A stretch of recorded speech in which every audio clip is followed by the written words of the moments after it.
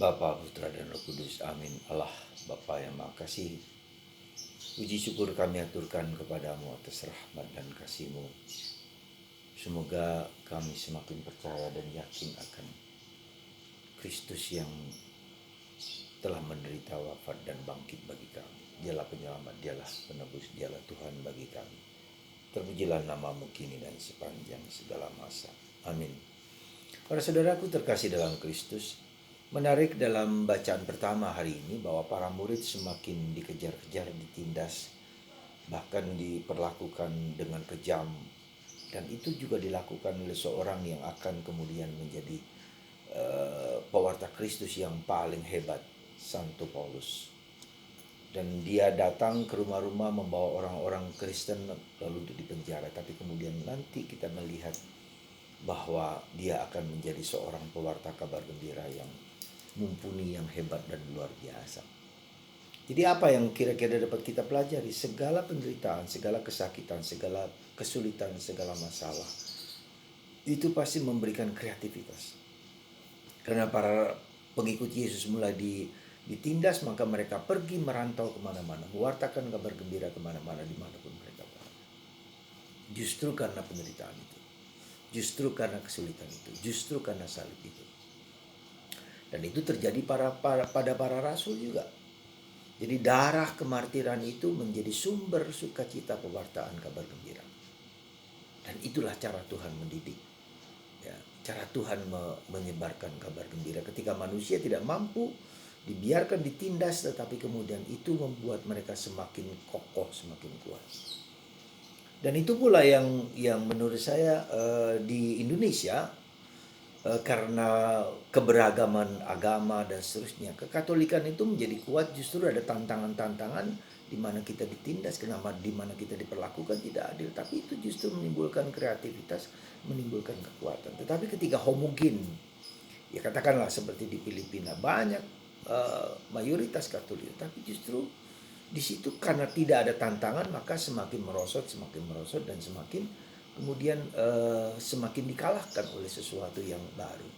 Jadi justru sekarang ini kita bisa melihat di Eropa, ya kemarin ada berita dari Prancis mengatakan semakin banyak orang, 5.000 orang menjadi Katolik. Tapi juga banyak juga orang menjadi masuk Islam karena pengaruh. Jadi justru kebanyaknya orang-orang dari Timur Tengah, dari Arab yang migran ke Eropa, mereka juga mulai terbuka matanya dan Tuhan mengerjakan untuk membuat mereka tahu bahwa bukan hanya agama mereka saja yang mereka anut, tapi perlu juga menyadari kehadiran Kristus. Itu yang pertama. Yang kedua, sekali lagi Yesus mengingatkan kita betapa pentingnya arti iman dan betapa pentingnya arti percaya. Ketika orang percaya kepadaku, dia tidak akan mati. Ya, dia tidak akan binasa. Ya, dia akan mendapatkan kehidupan kekal. Dan itulah salah satu tujuan akhir dari hidup kekal itu. Tetapi kekekalan itu tidak hanya nanti, tetapi harus start from now. Start from sekarang. Jadi kita kerap kali mungkin kurang tepat dalam tanda petik bahwa akhir zaman kita akan bersatu dengan Allah, kembali bersama Allah, benar. Tetapi harus dimulai dari sekarang. Kekekalan itu harus diperjuangkan dari sekarang. Karena itulah Yesus mengatakan, aku adalah roti. Ya, aku adalah nasi, aku adalah makanan. Without that, we are dead. Jadi tanpa semua makanan-makanan itu menjadi sesuatu yang esensial dalam hidup kita, kita akan mati. Ya, jadi seperti nafas, ketika kita tidak bernafas, kita akan mati. Ketika kita tidak makan, entah roti, entah nasi, entah apa, kita juga mati. Dan ini mau menunjukkan kepada kita betapa kehidupan itu berdasar kepada sesuatu yang esensial yang berasal dari Tuhan. Ya, maka mari kita saudaraku terkasih, we are hungry for the bread, for the rice, and for the air. Kita lapar akan udara, kita lapar akan makanan, akan nasi, akan roti dan seterusnya. Dan itulah Kristus. Kalau kita sudah menjadikan Kristus sebagai makanan, akulah roti hidup, yang kita rayakan dalam Ekaristi setiap hari atau setiap minggu.